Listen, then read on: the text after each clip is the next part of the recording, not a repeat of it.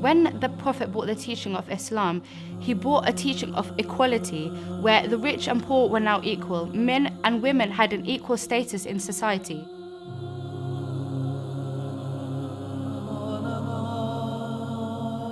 He was telling the world two things. One was how to treat daughters with respect and how to respect women in general.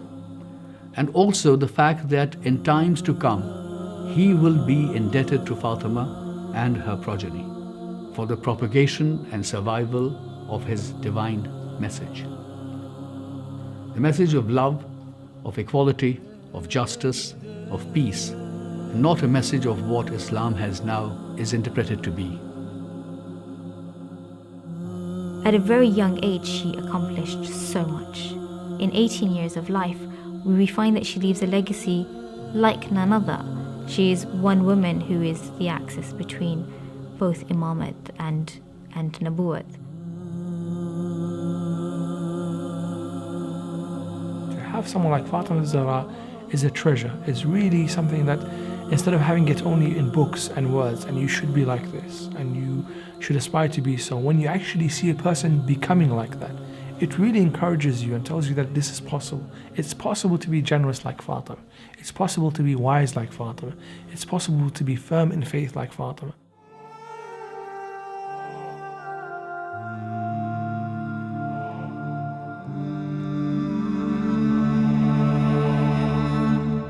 O people, know that I am Fatima, and my father is Muhammad. I will say that repeatedly and continuously. I do not say what I am saying mistakenly, nor do I do what I do aimlessly. A messenger has come to you from among yourselves. So if you know him and you know who he is, you will see that he is my father, not the father of any of your women.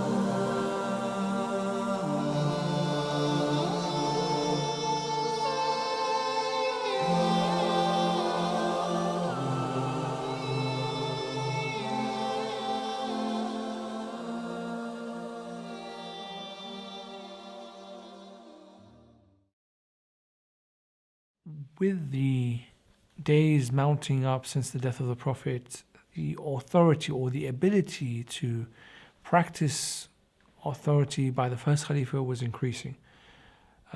Some of his men were actively forcing people to give bay'ah. Some of the men were seeking allegiance with various tribes. Some were offering positions. Some were courting the warriors and soldiers like Osama, for example, Ibn Zayd.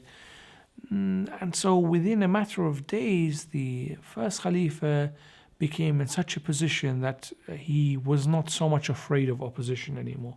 We find that several attempts were made by the illegitimate government to gain homage from Imam Ali in order to gain his allegiance, to so-called validate the claim that they had over the Muslim Ummah. We must stop this theological opposition. We must come out and force Ali ibn Abi Talib and whoever is in his house to give bay'ah to you. Days went by and the people at Saqifa began to realize that everybody had sworn allegiance, but Imam Ali hadn't. So they sent, the first caliph sent the future second caliph and Khalid ibn Walid and his own slave called Qanfus. And they went over to the house of Fatima Salamullah alayha. This force that was under the leadership of Qanfus, the slave of the second caliph, came to the door of Imam Ali. When they asked permission to enter, we hear that Imam Ali refused this permission. And so There was a call out to Amir al-Mu'mineen, come out of your house, O Banu Hashim, O supporters of Ali, come out and give bay'ah. There was no response. And so they go back towards the mosque and they tell the Khalif and the would-be second Khalif that permission was not granted. And it is here that they said, you will go back and seek permission to enter, only if you do not gain permission, you will then enter with force. When they return and they ask for permission to enter, it is now that Sayyidah Fatima al-Zahra responds, and she says, you are prohibited from entering my house. And Fatima al-Zahra, being that the Prophet had built this house for her, being that this was referred to as the house of Fatima, stood up and went to the door in a way to say, look, your argument might be with Ali ibn Abi Talib, but this is my house. And trying to remind them that where they were standing and who they were threatening. Fatima is a part of me, the Prophet says. For whoever loves her, loves me. Fatima, when she stands, has a part of me in her. It's as if Fatima is the Prophet in a situation. So when Fatima went to respond to them, when she stood by the door and began to talk to them, she's saying, I am Rasulullah talking to you. I am not just Fatima al-Zahra. I'm not just the wife of Ali. I am the Prophet. You dare approach me in this way? Reminding them of the seriousness of the situation. And so we hear that they light the door, Sayyidah Fatima al-Zahra alight, and they use force to force this door open. Fatima salamu alayha was near the door with the children playing in the court area, in the courtyard. She saw the fumes coming in, and she rushed to the door. And he says, I will enter. And he asks somebody to bring a torch of fire. And he says, I will enter forcefully. And she says, the daughter of the Prophet is in this house. And he says, so what? And at that time it is said that he sets the door on fire and he pushes the door against Fatima al-Zahra. Imam Ali rushed over to help and advised her what Rasulullah had advised him, to be patient. And he decided that force was not the order of the day. Force would lead to damaging consequences. This is one of the saddest occurrences in Islamic history, where a lady, the daughter of the Prophet, who the Prophet has said about her that whoever angers Fatima angers me and Allah, and whoever pleases Fatima pleases me and Allah. Let alone a woman who was so caring towards her neighbor and whose father has done so much for the society. They enter the house, they take Imam Ali and they take him dragging to the mosque. And Salman and Ammar, according to the tradition, were there. They wanted to draw the swords, but Imam Ali advised them not to do so. Imam Ali forbade them to draw the sword. Sayyidah Fatima al-Zahra, in the state that she is in, takes both of her children, Imam Hassan and Imam Hussein, and she leaves the house and she says, do you wish to make me a widow? I swear by Allah, I will take myself to the grave of my father and I will call out to my Lord. Imam Ali, on hearing this, tells Salman, go to Sayyidah Fatima al-Zahra and tell her to not do this, because I swear I see the outskirts of Medina raising as a result of this. It is because of the stance that Sayyidah Fatima al-Zahra takes that we are told that they then release Imam Ali. Fatima al-Zahra used intelligent opposition.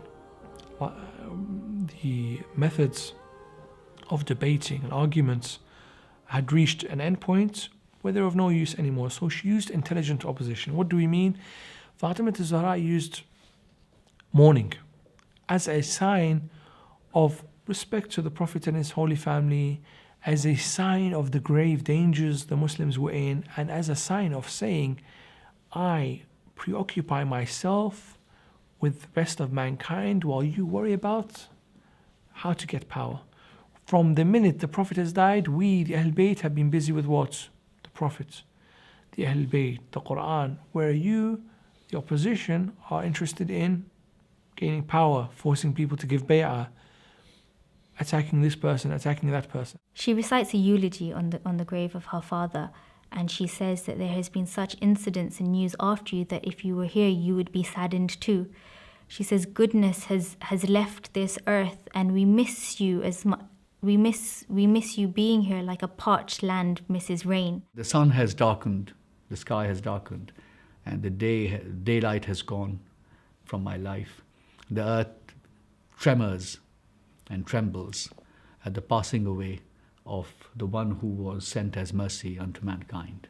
Ya Rasulullah, look what your ummah has done to us. Ya Rasulullah, wish that you were here to tell your companions, to tell them off in a way, that you would be able to stop them doing what they were doing.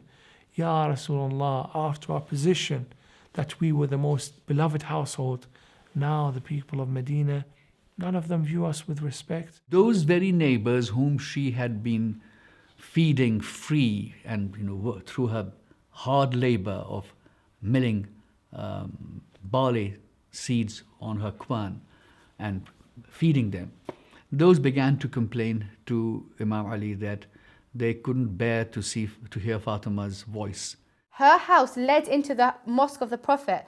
So when she would cry for her father day and night, the people would hear her cry, and it started to affect them. And they started to ask Imam Ali to ask her to stop crying. So Imam Ali takes the request to her and she says, how long will I be with them?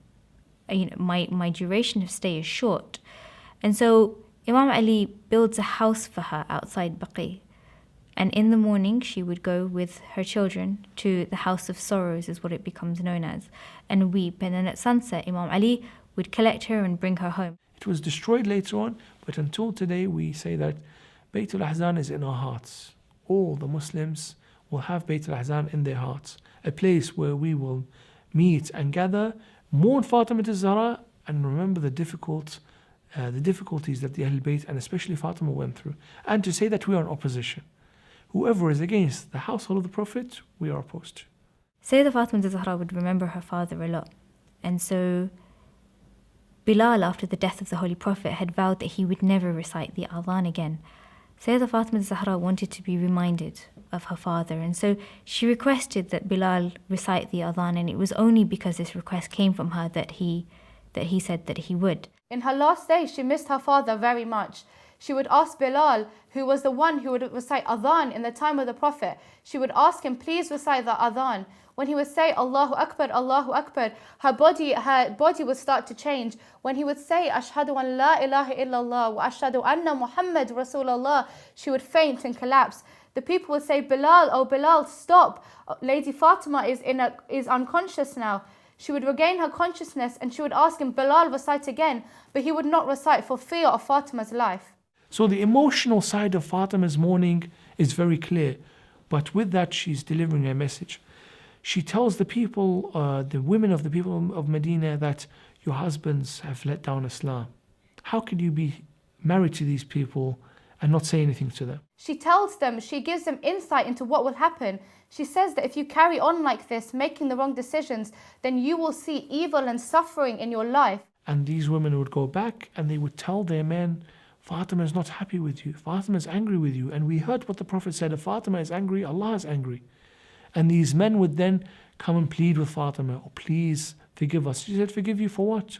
You haven't done anything to be forgiven for. You haven't repented in a way. You've done something wrong, but you haven't changed it. You haven't repented. The first and second Caliph were not unaware of the fact that they had angered Sayyidah Fatima al-Zahra. And so they want to go back and see her in order to make amends to what they have done. They begged to sit with Amir al-Mu'mineen and see Fatima. Amir al-Mu'mineen relented because he is of a generous type. When people beg of him, he will accept. The first and second Khalifa begged to see Fatima al-Zahra. She refused. Amir al-Mu'mineen, because of his generous nature, he finally accepted. And Fatima said, this is your house, Ali ibn Abi Talib. I am your wife. I will listen, but I will not be happy with her. And so an audience is granted with Bibi Fatima, and they say that they offer her salams, and she does not respond. And Fatima, salamu alayha, turned her face away. She did not acknowledge. Now, it is incumbent upon every Muslim to acknowledge the greetings, unless the other person who has gone way beyond the pale of Islam. Which is a very big hint. Those who are interested in fiqh, interested in some of the discussions on this, will understand the significance. To not give salam back to somebody is a big deal. Then they apologized, and she did not answer back. She did not say anything. She just maintained her silence. And her anger was visible, was very apparent from the fact that she refused to acknowledge their greetings. It is at this point that Sayyidah Fatima al-Zahra responds, and she says, did you hear my father say that my pleasure was his pleasure and my displeasure was his displeasure, and if you angered me, then you angered him?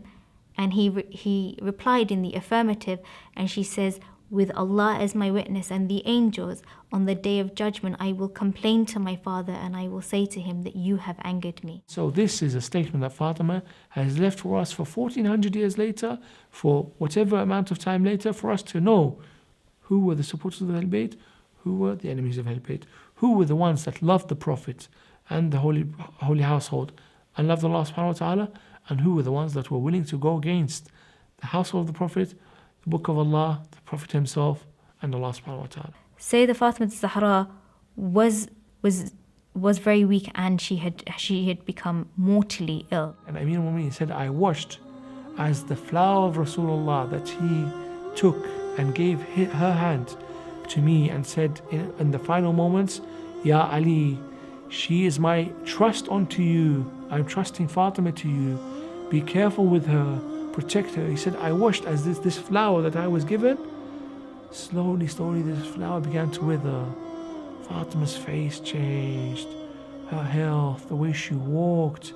The Muslims say when she walked to the mosque of the Prophet, she would walk and her clothes would drag because she could not stand like she used to stand. And now she was crouching slowly when she walked. When the signs of her death were approaching, she called Ayman and Asma close to her, and she asked for them to call Imam Ali. When Imam Ali came to her, she says, "O cousin, I wish to tell you the matters of my heart." She says, "I feel that the day of my death is drawing close and I will be rejoined with my father." And said to him, Ya Ali, my death is near and I have some things to say to you.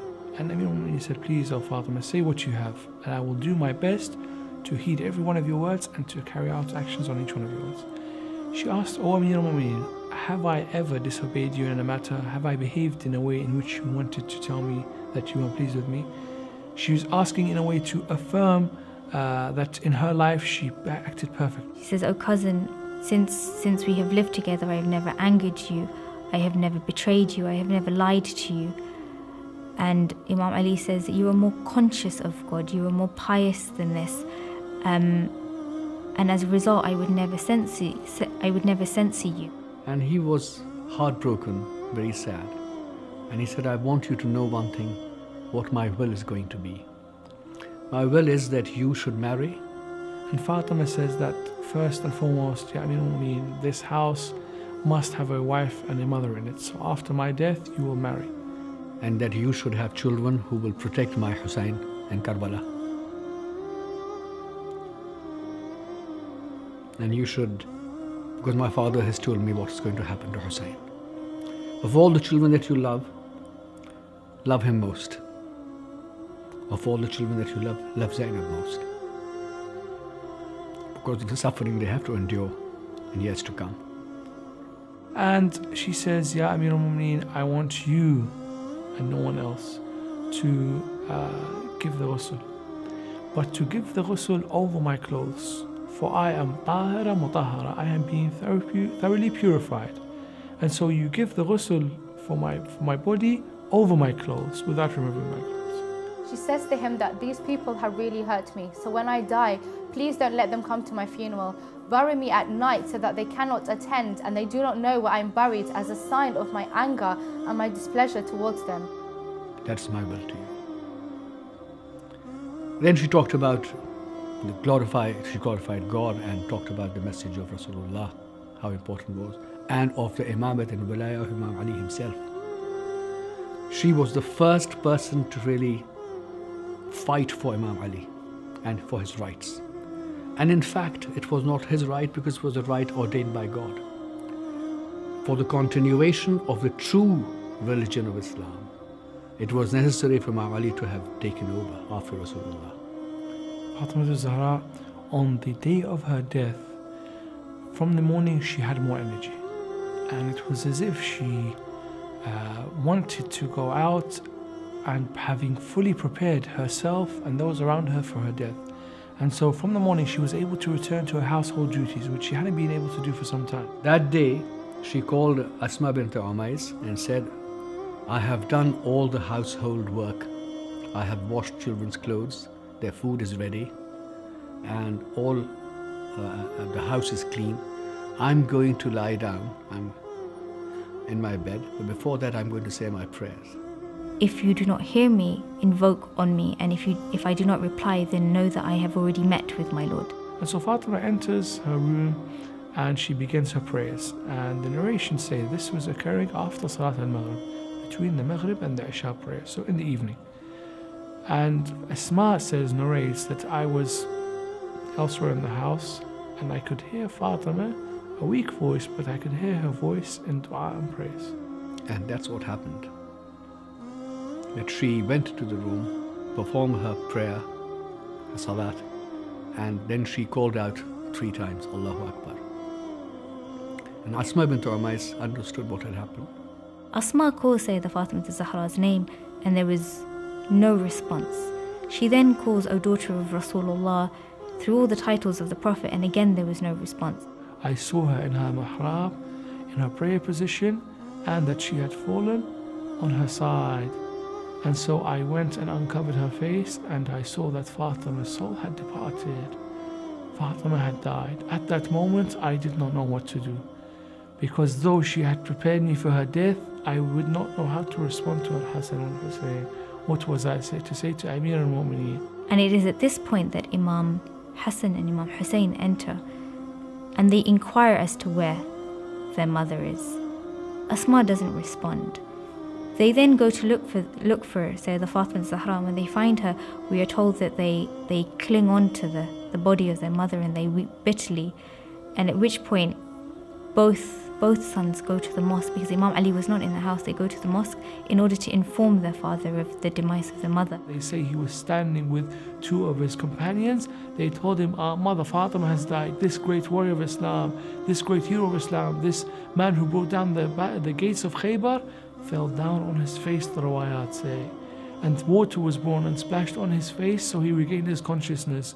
And he says, before, when I used to have bad news, I used to share it, and Fatima made me comfortable. She would comfort me.